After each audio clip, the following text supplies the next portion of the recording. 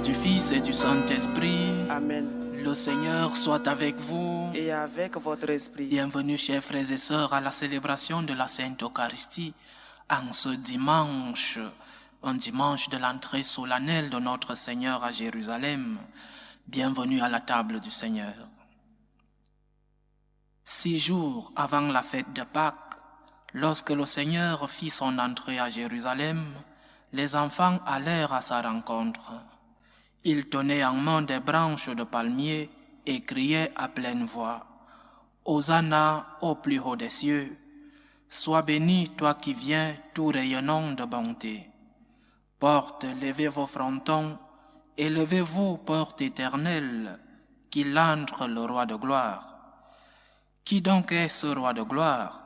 C'est le Seigneur, Dieu de l'univers, c'est lui le roi de gloire. Hosanna au plus haut des cieux, sois béni toi qui viens, tout rayonnant de bonté. Prions le Seigneur. Dieu éternel et tout-puissant, pour montrer au genre humain quel abaissement il doit imiter, tu as voulu que notre Sauveur, dans un corps semblable au nôtre, subisse la mort de la croix. Accorde-nous cette grâce de retenir les enseignements de sa passion et d'avoir part à sa résurrection. Lui qui vit et règne avec toi dans l'unité du Saint-Esprit, Dieu pour les siècles des siècles. Amen.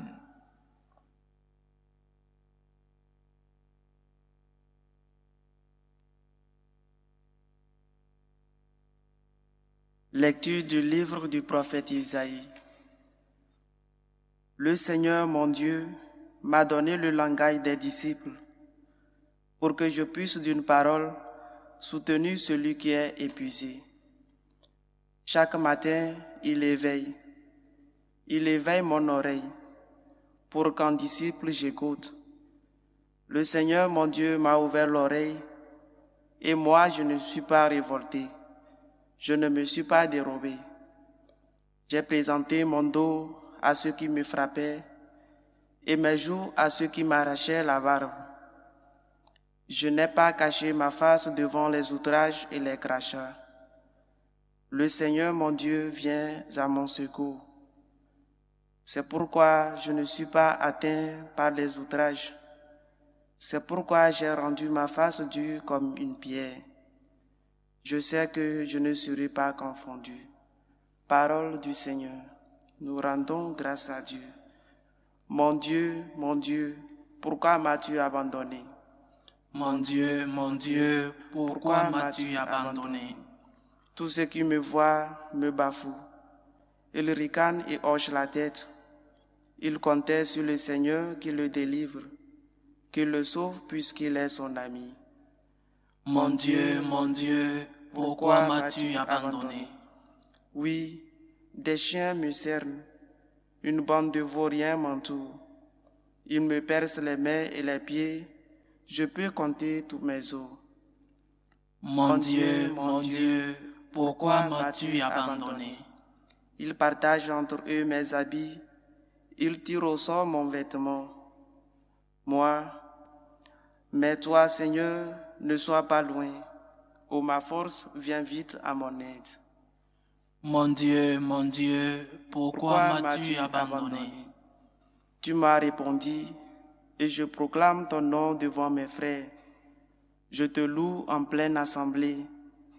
Vous qui le craignez, louez le Seigneur. Mon Dieu, pourquoi m'as-tu abandonné?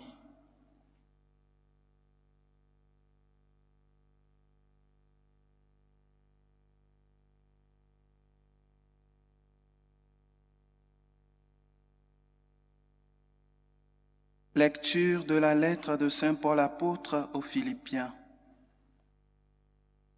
Le Christ Jésus, ayant la condition de Dieu, ne retint pas jalousement le rang qu'il égalait à Dieu. Mais il s'est anéanti, prenant la condition de serviteur, devenant semblable aux hommes. Reconnu homme à son aspect, il s'est abaissé, devenant obéissant jusqu'à la mort et la mort de la croix. C'est pourquoi Dieu l'a exalté.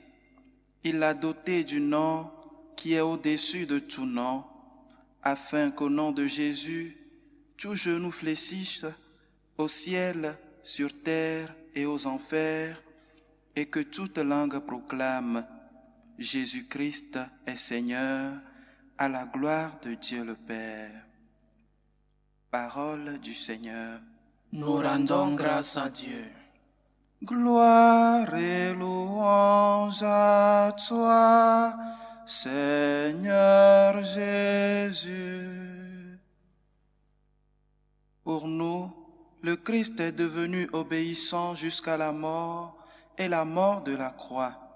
C'est pourquoi Dieu l'a exalté, il l'a doté du nom qui est au-dessus de tout nom. Gloire et louange à toi, Seigneur Jésus.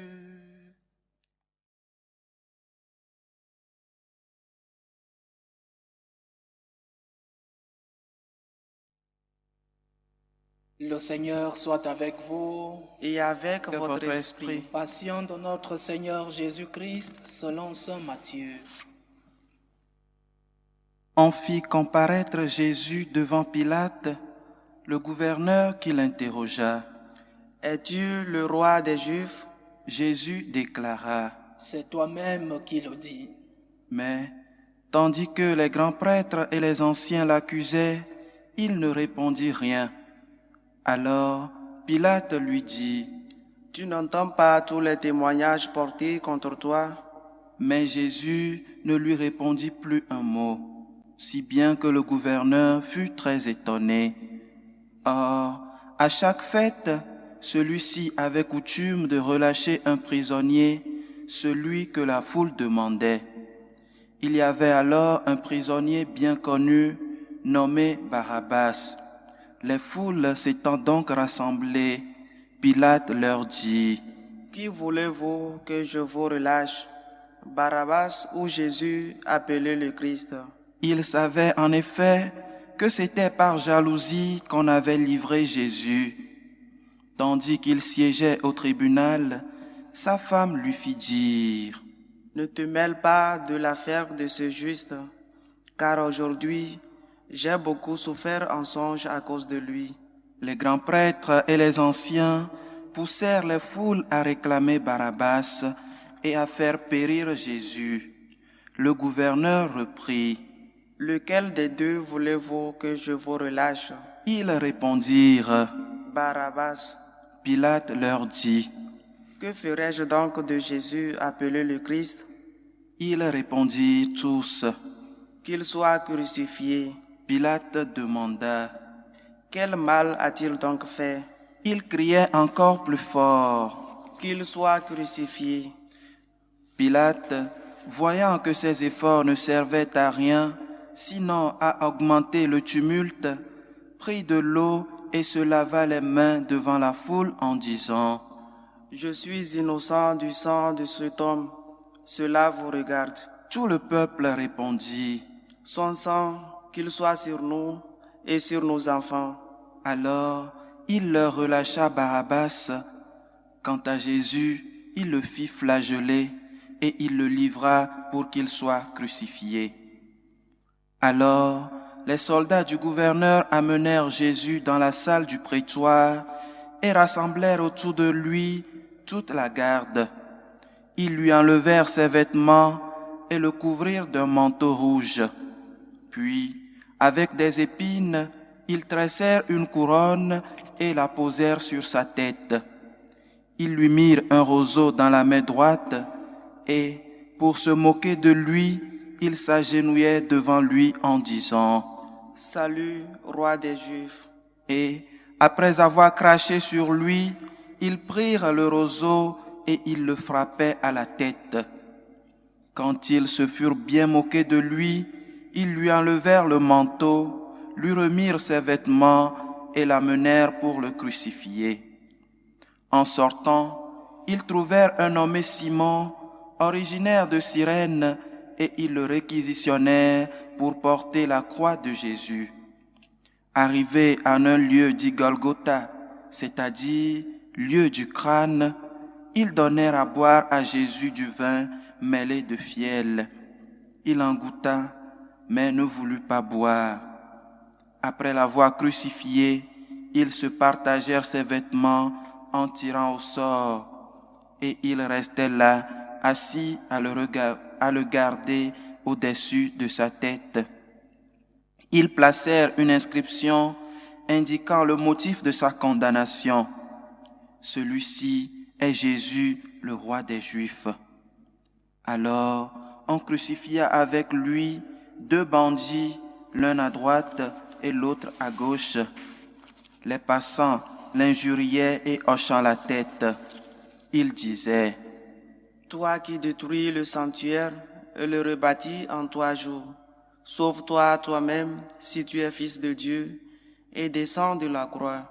De même, les grands prêtres se moquaient de lui avec les scribes et les anciens en disant: Il en a sauvé d'autres et il ne peut pas se sauver lui-même. Il est roi d'Israël.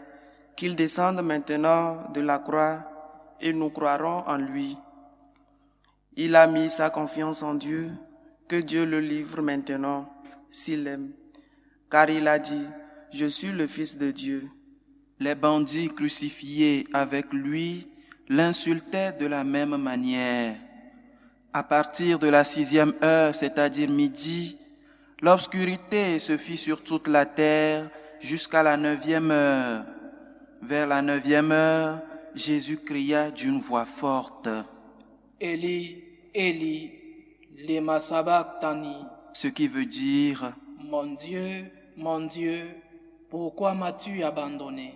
L'ayant entendu, quelques-uns de ceux qui étaient là disaient: Le voilà qui appelle le prophète Élie.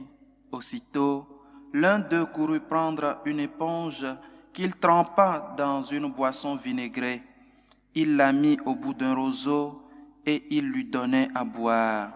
Les autres disaient: Attends, nous verrons bien si Élie vient le sauver. Mais Jésus, poussant de nouveau un grand cri, rendit l'esprit.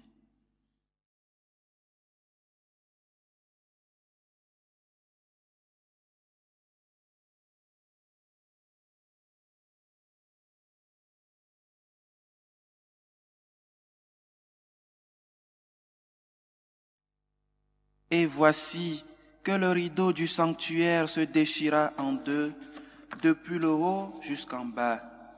La terre trembla et les rochers se fendirent. Les tombeaux s'ouvrirent, les corps de nombreux saints qui étaient morts ressuscitèrent et, sortant des tombeaux après la résurrection de Jésus, ils entrèrent dans la ville sainte et se montrèrent à un grand nombre de gens. À la vue du tremblement de terre et de ces événements, le centurion et ceux qui avec lui gardaient Jésus, furent saisis d'une grande crainte et dirent: Vraiment, celui-ci était Fils de Dieu. Acclamons la parole de Dieu. Louange à toi, Seigneur Jésus.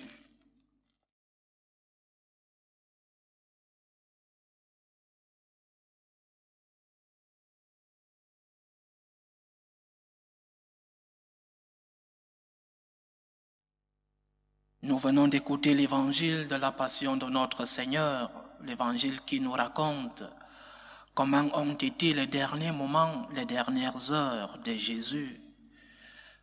Beaucoup de choses à méditer s'il faut entrer dans les détails.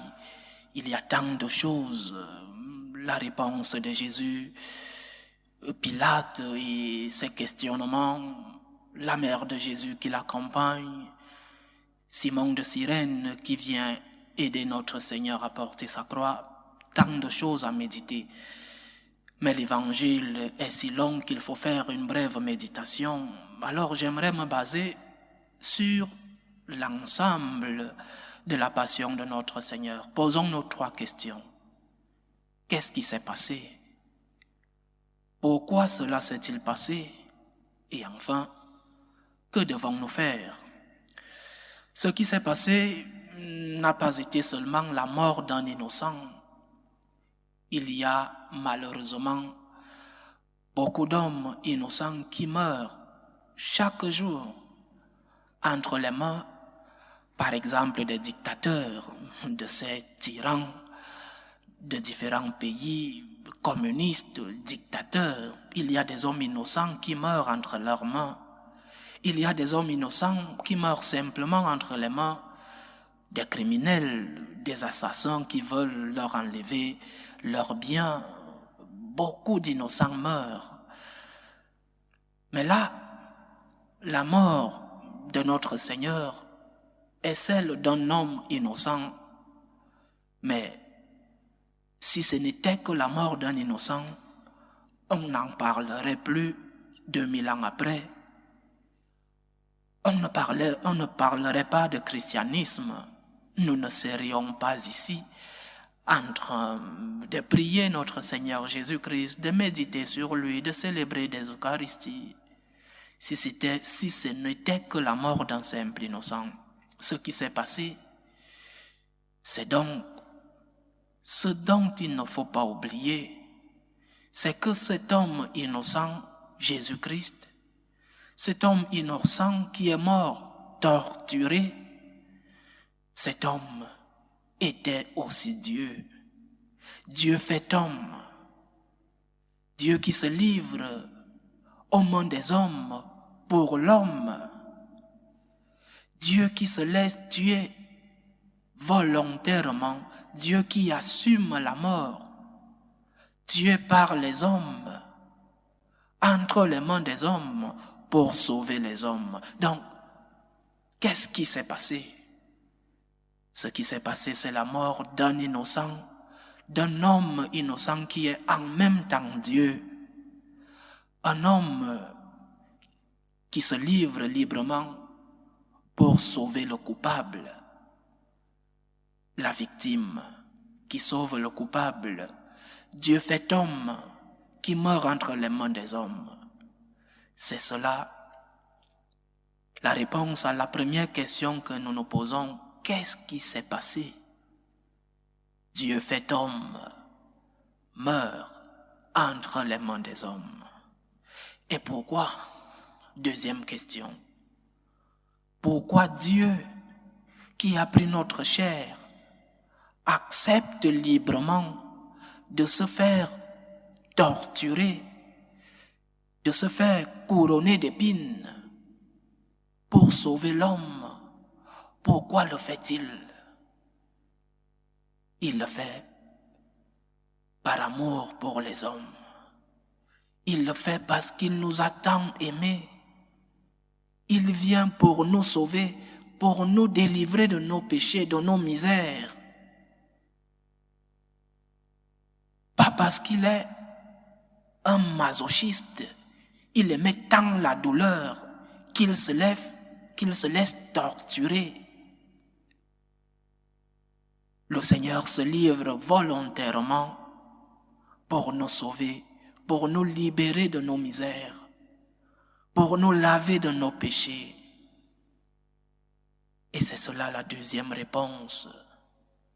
Le Seigneur s'est livré pour toi. Il s'est livré pour moi. Il s'est livré pour tes péchés, pour les miens, pour les péchés de l'homme, pour les péchés de l'humanité.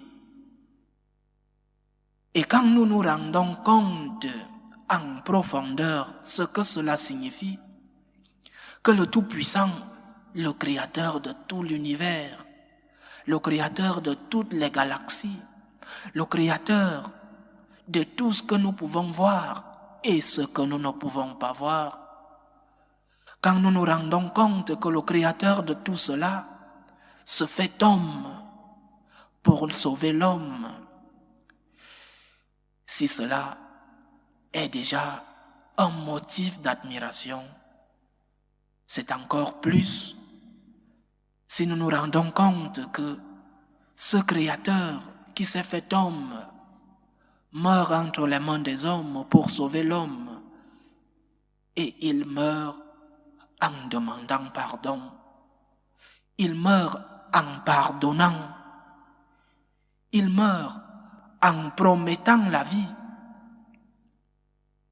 Et la résurrection, 3 jours plus tard, est le certificat d'authenticité de qu'il y a une autre vie après celle-ci, qu'il y a vie éternelle, mais une vie éternelle avec 2 dimensions, le paradis avec lui et l'enfer. Et il faut le dire aujourd'hui, il y a vie éternelle, il y a une autre vie après celle-ci. Toi qui souffres, offre tes souffrances au Christ, parce qu'il y a vie éternelle, souffre avec lui. Toi qui vis des moments d'épreuve, offre tes moments de difficulté au Seigneur, parce qu'il y a vie éternelle. Oui, toi qui es malade, cherche à te soigner. Et si tu ne te soignes pas, ne perds pas l'espérance, il y a vie éternelle. Vis ta souffrance avec notre Seigneur. Offre-lui les difficultés de ta vie, porte ta croix quotidienne. Suis-le avec ta croix, parce qu'à la croix, il te promet, lui qui est mort en souffrant, il te promet qu'il y a vie éternelle. Il te promet que si tu portes ta croix avec lui, tu seras avec lui. Si tu meurs avec lui, tu régneras avec lui. Sa promesse de la résurrection est certifiée par sa propre résurrection. Il y a vie éternelle parce que le Seigneur nous l'a dit et pas seulement parce que lui-même est ressuscité. Alors, que devons-nous faire? Merci Seigneur.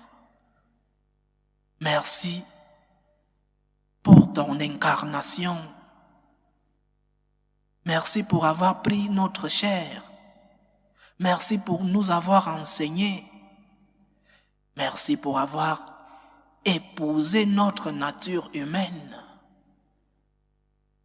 Mais plus encore, merci d'avoir souffert pour nous. Merci de t'avoir laissé crucifié pour nous. Merci d'être mort pour nos péchés, pour nos misères. Merci de nous avoir libérés de cette esclavitude dont nous a mis le diable. Merci Seigneur. Merci pour ta résurrection qui m'ouvre les portes du ciel. Merci pour cette promesse. Mais pardonne-moi. Pardonne-moi pour mes péchés. Pardonne-moi pour mes misères. C'est le moment, en ce temps de carême, la semaine sainte commence. C'est le moment d'aller nous faire libérer dans le sacrement de la pénitence. C'est le moment d'aller demander pardon pour tous nos péchés. N'attendons pas le dernier moment. Il est temps d'aller lui demander pardon. 3e chose à faire. Offrons nos souffrances au Seigneur. Portons nos croix quotidiennes avec lui. Disons-lui, Seigneur, pour toi je vais porter ma croix. Par gratitude pour ce que tu as fait pour moi, je vais porter mes croix quotidiennes parce que tu as porté la tienne. Ne fuyons pas nos différentes croix. Ne rejetons pas nos souffrances. Parce que quand nous rejetons la souffrance, par exemple, avortement. Quand nous rejetons les souffrances, par exemple, euthanasie. Quand nous rejetons les souffrances de l'éducation de nos enfants, qu'est-ce que nous faisons? Seigneur, avec toi, pour toi, quand nous levons pendant l'Eucharistie notre Seigneur, nous disons, par lui, par toi Seigneur, je vais porter ma croix. Avec toi Seigneur. Mais aussi, en toi, aide-moi Seigneur. Attamons notre semaine sainte avec ces 3 points. Merci Seigneur, pardonne-moi pour mes misères et je m'offre à toi. Avec toi, je vais porter mes différentes croix quotidiennes. Loué soit Jésus-Christ. À jamais.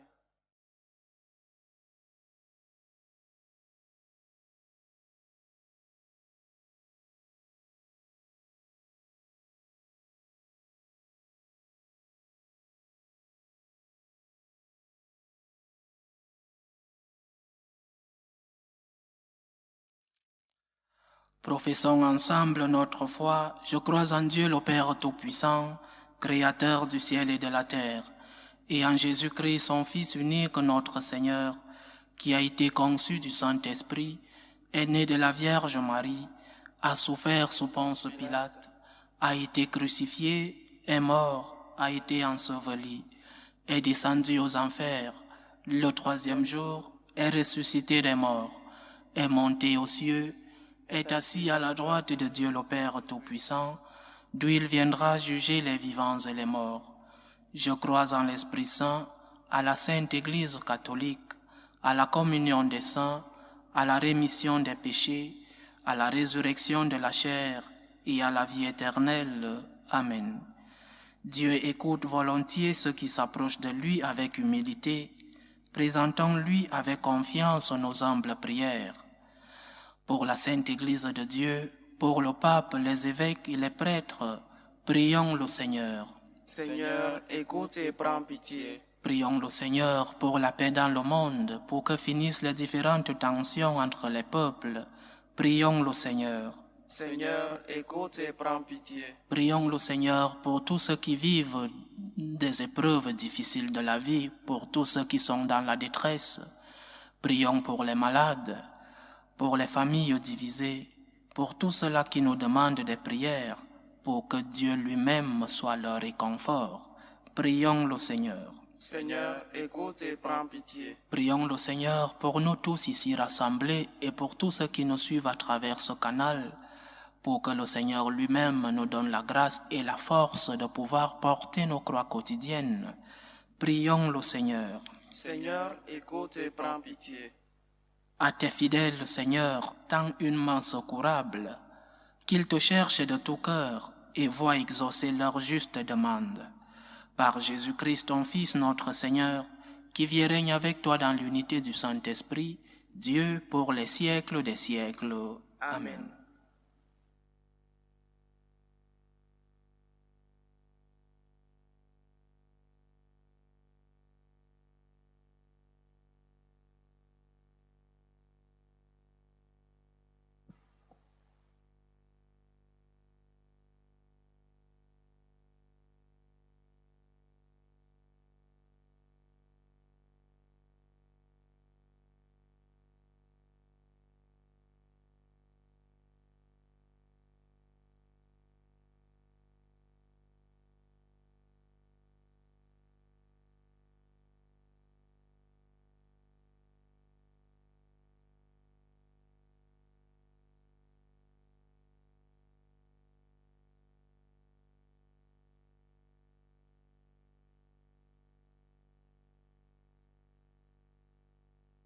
Tu es béni, Seigneur Dieu de l'univers. Nous avons reçu de ta bonté le pain que nous te présentons, fruit de la terre et du travail des hommes. Il deviendra pour nous le pain de la vie. Béni soit Dieu, maintenant et toujours. Tu es béni, Seigneur Dieu de l'univers. Nous avons reçu de ta bonté le vin que nous te présentons, fruit de la vigne et du travail des hommes. Il deviendra pour nous le vin du royaume éternel. Béni soit Dieu, maintenant et toujours.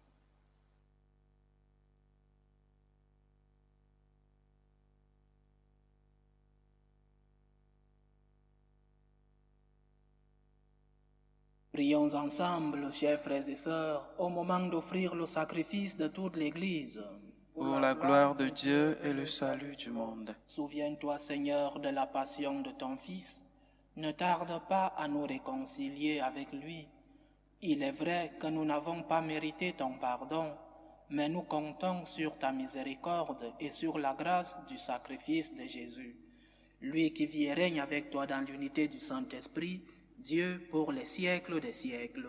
Amen. Le Seigneur soit avec vous. Et avec votre esprit, Élevons notre cœur. nous le tournons vers le Seigneur. Rendons grâce au Seigneur notre Dieu. Cela est juste et bon. Vraiment, il est juste et bon de te rendre gloire, de t'offrir notre action de grâce toujours et en tout lieu, à toi, Père très saint, Dieu éternel et tout-puissant, par le Christ notre Seigneur. Alors qu'il est innocent, il a voulu souffrir pour les coupables, et sans avoir commis le mal, il s'est laissé juger comme un criminel. En mourant, il détruit notre péché. En ressuscitant, il nous fait vivre et nous sanctifie. C'est par lui que la terre et le ciel, le peuple de Dieu avec tous les anges, ne cessent de t'acclamer en chantant. Saint, Saint, Saint, le Seigneur Dieu de l'univers, le ciel et la terre sont remplis de ta gloire. Hosanna au plus haut des cieux. Béni soit celui qui vient au nom du Seigneur. Hosanna au plus haut des cieux. Toi qui es vraiment saint, toi qui es la source de toute sainteté, Seigneur, nous te prions.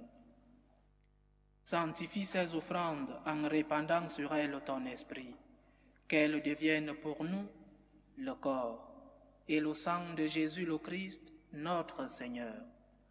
Au moment d'être livré et d'entrer librement dans sa passion, il prit le pain, il rendit grâce, il le rompit et le donna à ses disciples en disant : « Prenez et mangez-en tous, ceci est mon corps, livré pour vous. »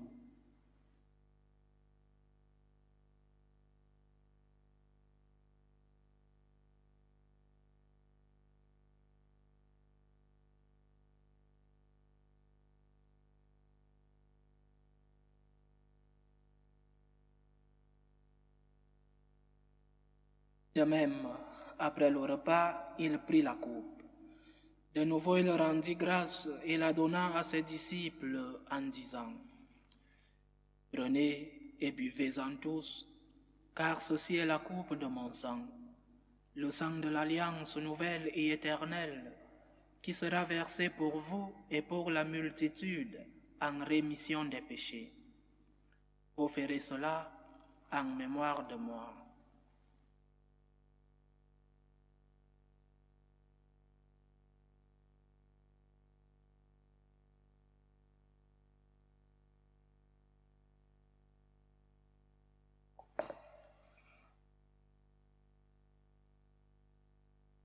Il est grand le mystère de la foi. Nous annonçons ta mort, Seigneur Jésus. Nous proclamons ta résurrection. Nous attendons ta venue dans la gloire. En faisant ainsi mémoire de la mort et de la résurrection de ton Fils, nous t'offrons, Seigneur, le pain de la vie et la coupe du salut, et nous te rendons grâce, car tu nous as estimés dignes de nous tenir devant toi pour te servir. Humblement nous te demandons qu'en ayant part au corps et au sang du Christ, nous soyons rassemblés par l'Esprit Saint en un seul corps. Souviens-toi, Seigneur, de ton Église répandue à travers le monde.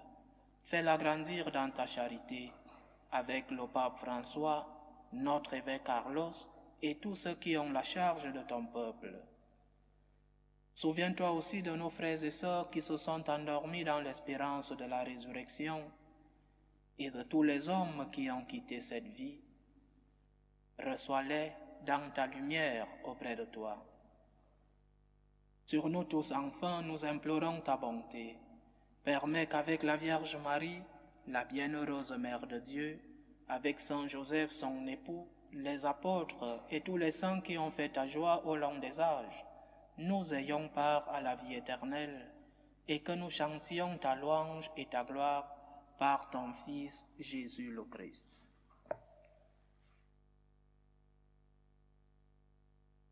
Par lui, avec lui et en lui, à toi Dieu le Père Tout-Puissant, dans l'unité du Saint-Esprit, tout honneur et toute gloire pour les siècles des siècles.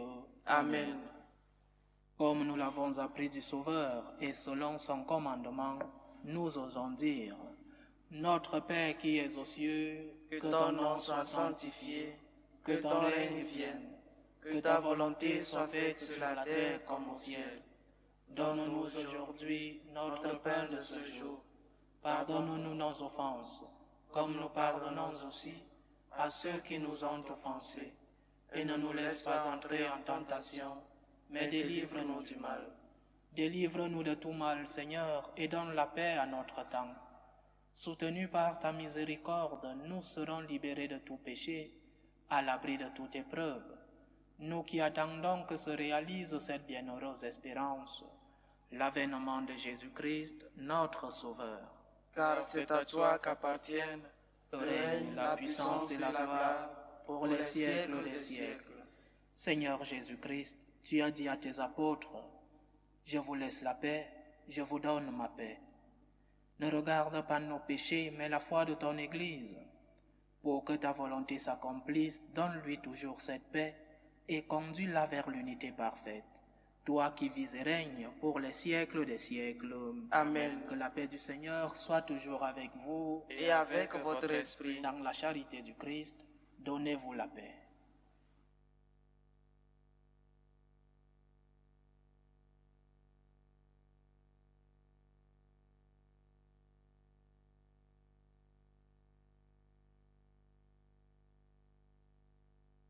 Agneau de Dieu, qui enlève les péchés du monde, prends pitié de nous.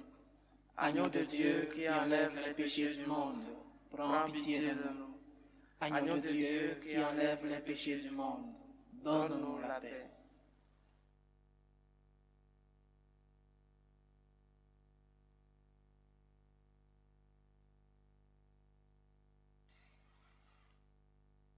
Voici l'agneau de Dieu. Voici celui qui enlève les péchés du monde. Heureux les invités au repas des noces de l'agneau. Seigneur, je ne suis pas digne de te recevoir, mais dis seulement une parole et je serai guéri. Que le corps et le sang du Christ nous gardent pour la vie éternelle. Amen.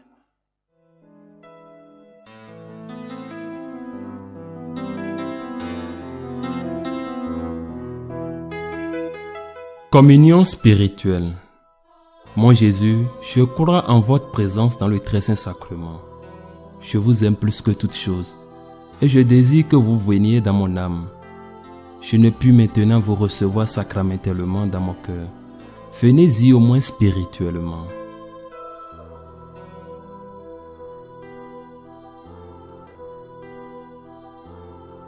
Je vous embrasse comme si vous étiez déjà venu, et je m'unis à vous tout entier. Ne permettez pas que j'aie jamais le malheur de me séparer de vous. Amen.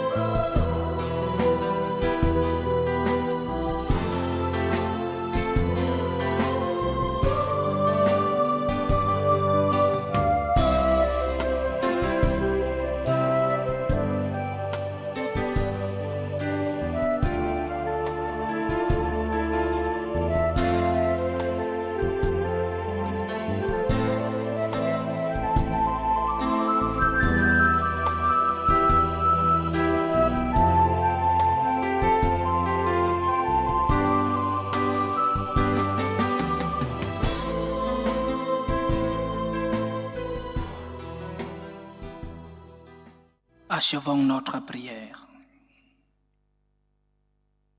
Tu nous as fortifiés, Seigneur, dans cette communion à tes saints mystères, et nous te supplions encore. Toi qui as donné dans la mort de ton Fils l'espérance des biens auxquels nous croyons, donne-nous dans sa résurrection glorieuse de parvenir au royaume que nous attendons. Par Jésus-Christ, ton Fils, notre Seigneur, qui vit et règne avec toi dans l'unité du Saint-Esprit, Dieu pour les siècles des siècles.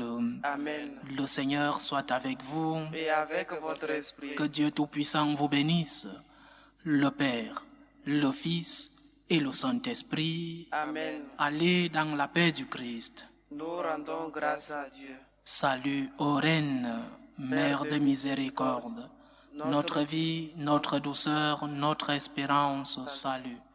Nous crions vers toi, enfants d'Ève exilés. Vers toi nous soupirons, gémissant et pleurant dans cette vallée de larmes. Ô toi notre avocate, tourne vers nous ton regard miséricordieux. Et après cet exil, montre-nous Jésus, le fruit béni de tes entrailles. Ô clémente, ô miséricordieuse, ô douce Vierge Marie, Amen. Priez pour nous, Sainte Mère de Dieu, afin que nous soyons rendus dignes des promesses du Christ.